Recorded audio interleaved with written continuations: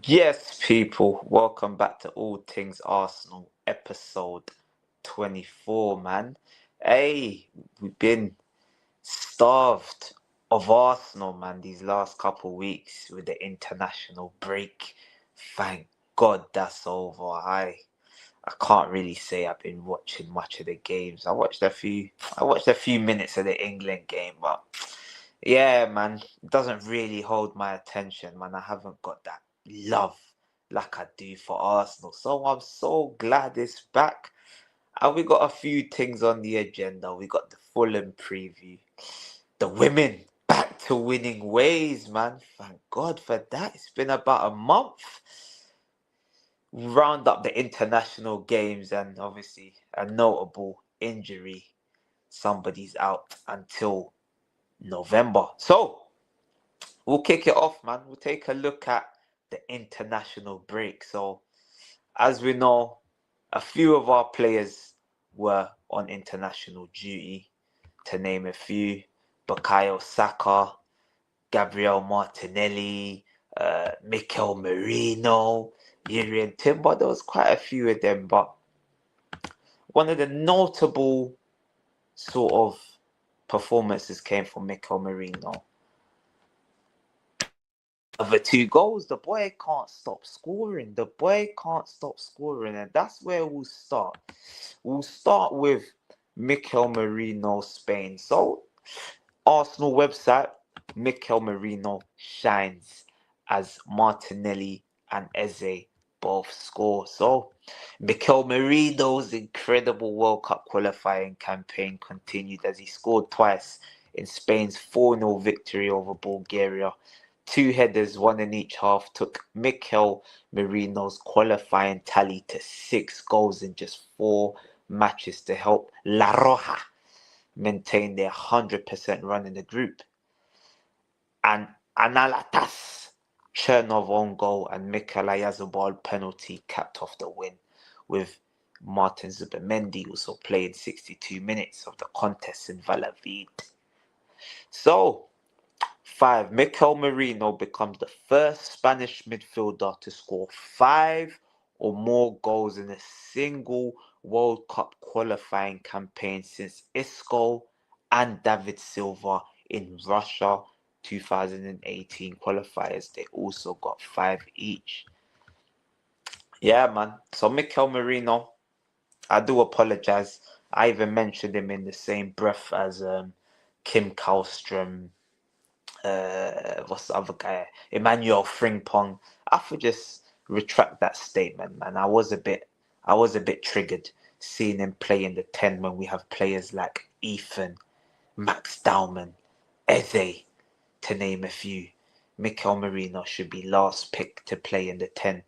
We know he does his best work as an impact sub off the bench in the false 9, sorry, or left 8. His best work is not in the 10. We should save that work for a more creative player, whether you want to say the 10, right 8, where Odegaard plays the more attacking role. We always need someone that can create that bit of magic. Mikel Merino, his best attributes are the box crashing, them late runs into the box, headers. We saw the goal against Newcastle, fantastic. We've even seen some of his finishes. Some of his finishes have been fantastic. But that's more on the edge of the box. Yeah, you could argue against Real Madrid that pass he played for Martinelli, but most of the time we know Mikel Merino in and around the box, that is when he's the most dangerous, mostly so in the box. So I do apologize and congratulations, it's a great achievement. And then the article goes on to say, in Latvia, Eze scored his second goal. I did watch that match. His second England goal came on late on in that game. Saka, I believe, got an assist as well.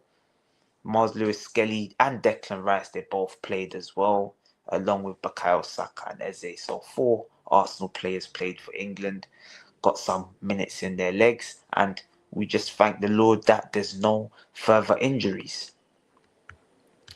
Elsewhere, Calafiori kept a clean sheet as Italy beat Israel 3-0. That's good.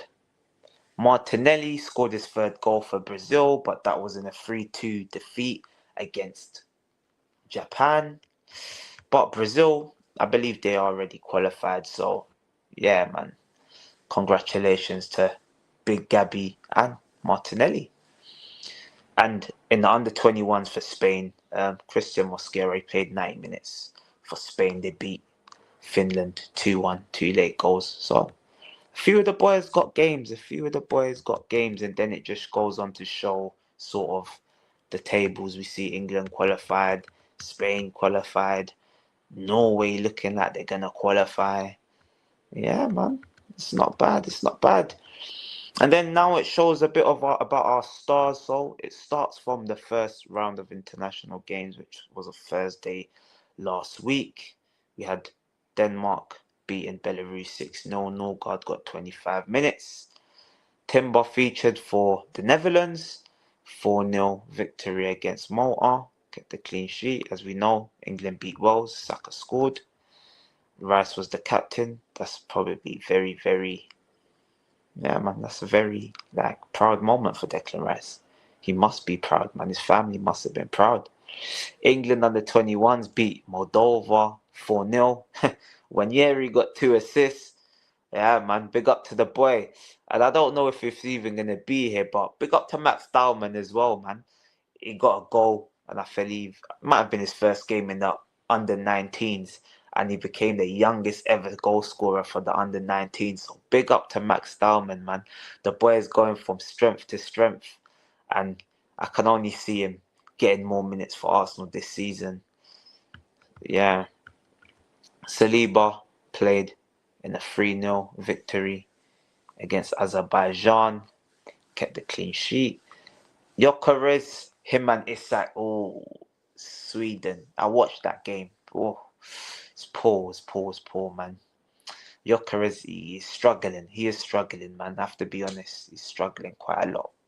But let's just hope that in the long run he comes good, man. Let's just hope that he picks up where he left off last season. Trossard played 0-0 against North Macedonia. Mosquera got 45 minutes in a 4-1 win against Norway. Then Zubamendi and Merino started as Spain beat Georgia 2-0. Calafiori got a 90 minutes for Italy's 3-1 victory over Estonia. Timber, 62 minutes. Happy that he came off in that game. No need for him to get the full 90 minutes. We don't want our players injured. 4-0. Netherlands won. Whitewash. Norgard played 90 minutes for Denmark. Good to see him getting some game time. He's had a bit of a stop-start career for Arsenal so far. So it was good that he got the 90 minutes for Denmark. 3-1 victory against Greece. We got Gyökeres again. Another blank between him and Isak. Played 90 minutes each again. Lost 1-0 to Kosovo. Saliba played in a 2-2 against Iceland. Got 90 minutes. Don't really like them getting 90 minutes, but it is where it is. He's come back fit. Trossard got his 90 minutes and he did score. He scored the 4th goal in the 4-2 victory against Wales. Wanyeri played in a 1-0 win against Andorra.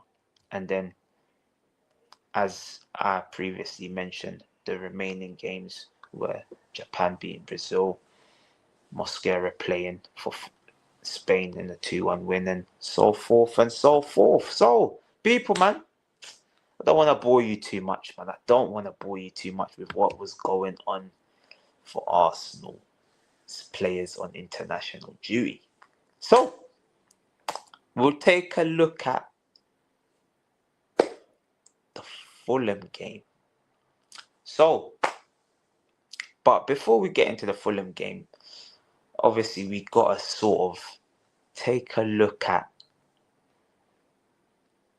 Actually, we won't even go into the Fulham game. What we'll do is we'll take a look at the predictions, like what players are sort of in good stead to be in the World Cup We'll take a look at what players are in good stead to be in the World Cup squads for the upcoming World Cup, really. So here it sort of is. There's an article here on the Arsenal website.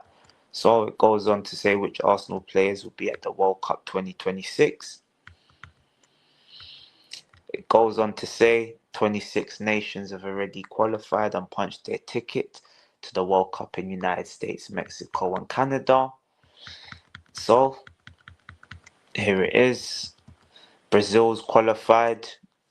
Martinelli and Gabriel. Oof, they might get a place at the World Cup. Hopefully they do.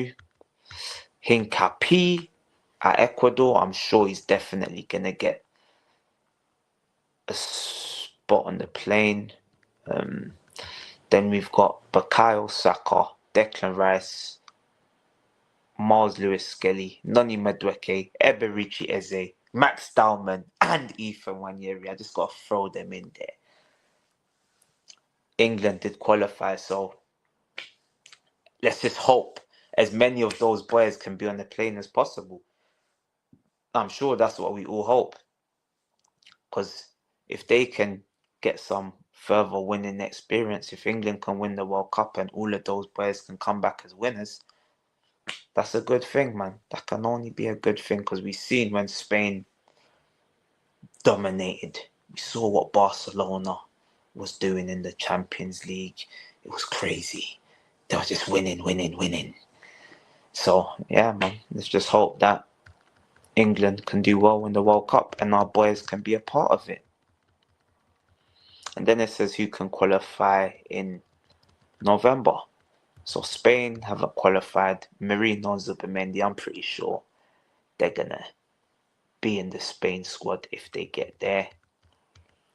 Odegaard and Calafiori, if they get there as well. Norway look like they're in the driving seat, and I believe Italy might get a spot in the playoff. So, yeah, man, can't complain. Saliba, France just need, one more win, and then Saliba will no doubt be there. Timber started back-to-back games for Netherlands, which is a great show for him, as his performances have definitely demanded that he has a place at the World Cup. Then it says Denmark are tied with Scotland at the top of Group C with 10 points, but Denmark have a stronger goal difference, so I'm sure Odegaard will get there, whether it's through the playoffs or through securing top spot. Then it goes on to say who has work to do. Victor Gyökeres is Sweden. They're not qualifying. Let's just forget about it. So yeah, man. I don't even want to shout him down. That was rude, but just forget about it, man. So those are the teams that are qualified so far. Brazil, Ecuador, and England. So big up to those players, man. Big up to all of them, man. So now we can take a look at our game against Fulham. Preview that game. So as we know, man, Fulham, they've been a so-called, you can say like a bogey team for Arsenal, man. It's been horrid, that Fulham, man. Last season, what happened last season? What happened? Yeah, we drew 1-1. Raul Jimenez, we absolutely dominated them in that game as well. But Jimenez just caught us sleeping. I believe it was Saliba or Gabriel. One of them was sleeping. Raul Jimenez just slotted it away. Then we dominated. I think, was it Bukayo Saka got a goal late on in that game, if I remember rightly. But Martinelli's heel was offside. And yeah, man, that's kind of like the beginning of the end of our title challenge, man. Yeah, man, it weren't looking good from that moment onwards, because I feel like we drew with Brighton not too long after that. Yeah, man, it weren't looking too good. And then we know what happened the season before. Probably cost us the league. That, the West Ham game, the Aston Villa game, those are the three games that stand out. Yeah.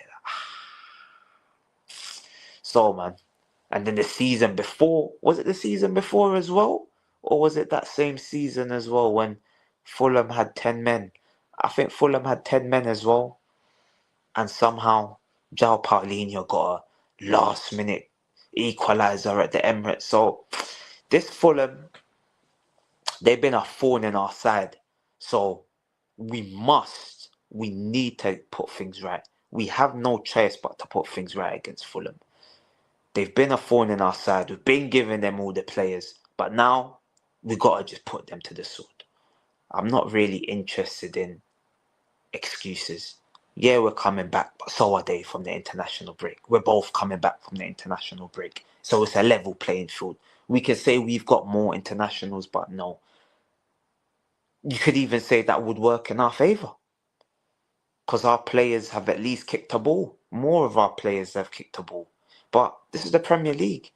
Everyone's got internationals. So, yeah, man. I'm not really having any of that sort of excuse. And there's a bit of injury news. As we know, Madueke's out. Calafiori's out of this game. I'm not Calafiori, sorry. Madueke, Kai Havertz, Jesus, they're the three that are guaranteed to be out for Arsenal. Where there's one more, I'll talk about that after. But Fulham, they have big injuries as well. Kenny Tete, they're starting right back, he's out. Then you got Anthony Robinson, he's not out, but he's barely started many Premier League games this season. He's been getting back to full fitness from his injury. So is he going to start? Is he going to play against Saka? We know he usually does get a bit of joy against Saka, to be fair to him. But if he don't start, is it going to be Sessegnon? Can they afford to play Sessegnon against Saka? I don't know. I'm sure maybe they'll have Iwobi there to double up on him. So, yeah, man.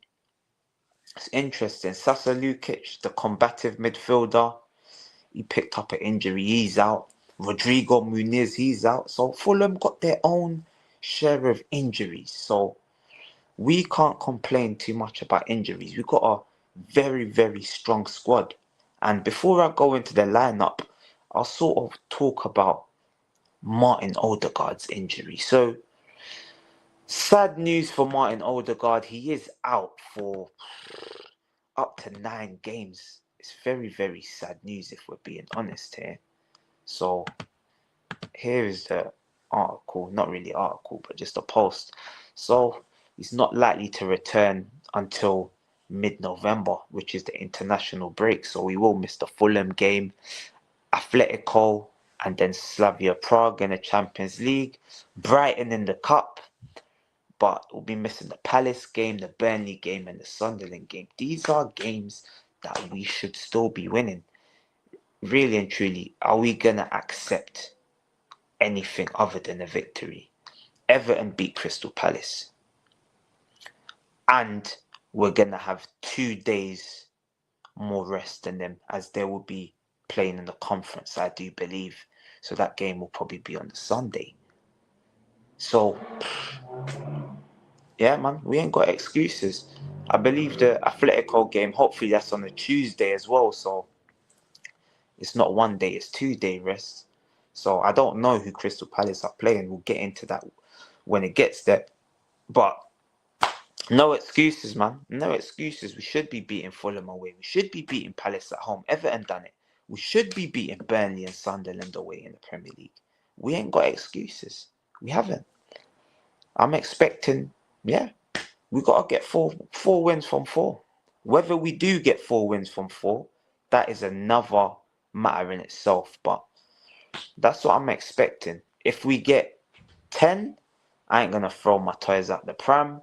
But I would be hoping for maximum points, and that will put us in very, very good shape heading into the Christmas period, which we know is a very, very tough period. We'll probably have games against Aston Villa, Chelsea, who we haven't played, a North London derby after that. So yeah, man.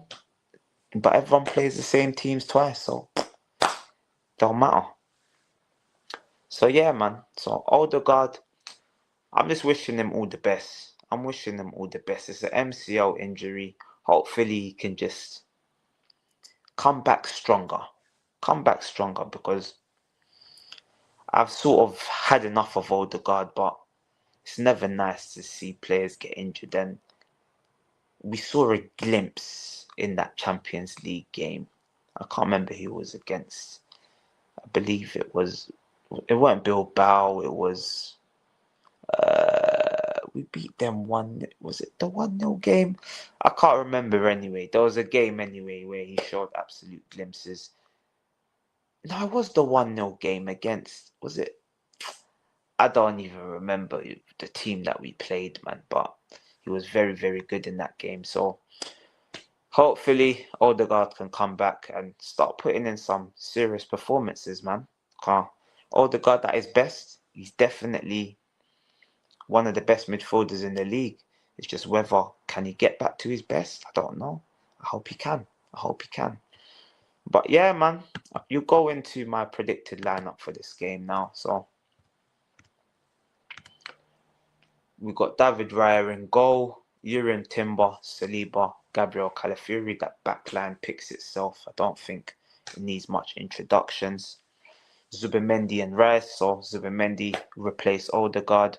Go back to a more solid midfield as we are away from home.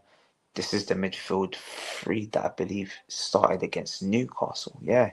Zubi, Rice, Eze, and then Saka, Gyökeres, and Martinelli on the left. Would I be surprised if Mikel Merino starts in a false nine?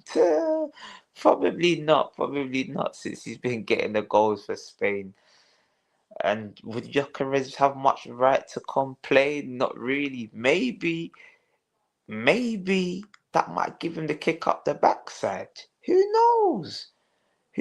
Maybe if the game's 1-0, Fulham are pushing for an equaliser, Gyökeres comes on against the stretch back line. Who knows, man? Maybe that could be the treat that sort of gets him a couple of goals to build his confidence up. Because I just feel like with Gyökeres, he's missing that the run of goals. I feel like he needs 1-2 goals in a couple of games, and then he's gonna get on track. He hasn't scored away from home. All his goals have come at the Emirates. So yeah, man, we will see. So that is my starting lineup prediction, and I'm expecting a tough game against Fulham. These are never easy, but I am gonna go and predict the Arsenal victory. I'll probably say maybe 2-1 to Arsenal. 2-1 to Arsenal. I'll go with maybe Bukayo Saka and then Merino to win it late on.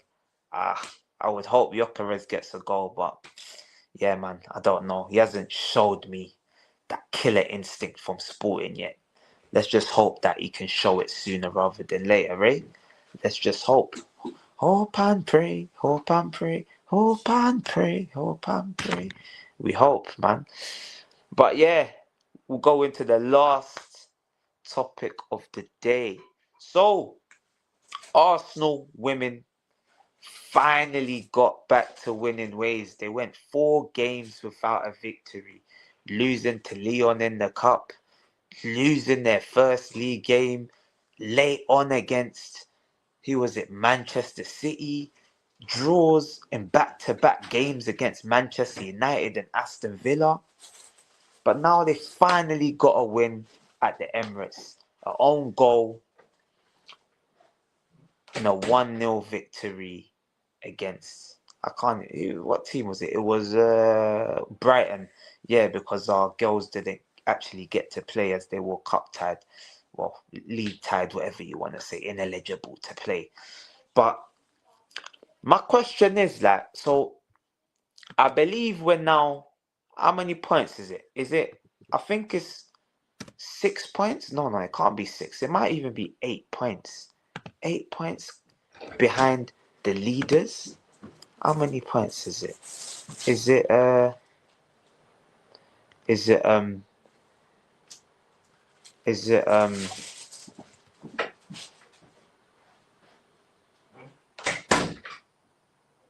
5 5 points. Yeah, it's 5. Okay. It's not as bad as I thought it was. We're only 5 points behind Chelsea, but we got Chelsea coming up soon. So if we play against Chelsea and lose, that's the end of the title race already. We're sitting in 5th position in the league. Boy, oh boy. So, is Renee Slegers Di Matteo 2.0? That's the question I want to ask. Is Renee Slegers Di Matteo 2.0? Because in the league, she just can't seem to pick a settled lineup. She can't seem to get victories when it matters. When she came in, all was well. She was winning games, winning. Then she got the job. Yes, she won the Champions League. But as we know, the bread and butter is the WSL. So, will she be able to get Arsenal over the line in the WSL? Or is she just a cup manager? I don't know. These are the questions that I think have sort of valid claims. It's like we need an answer, because as we know, Jonas Eidevall was a cup manager. Granted, he didn't win the Champions League, but he won the FA Cup and he won the League Cup, the Conti Cup. So, but he was sacked because his performances in the league was not good enough. Chelsea, they've won like 5 in a row now. So, I don't know, man. I think Renee Slegers, she needs to just decide what's her best team and stick with it. Stop this chop change.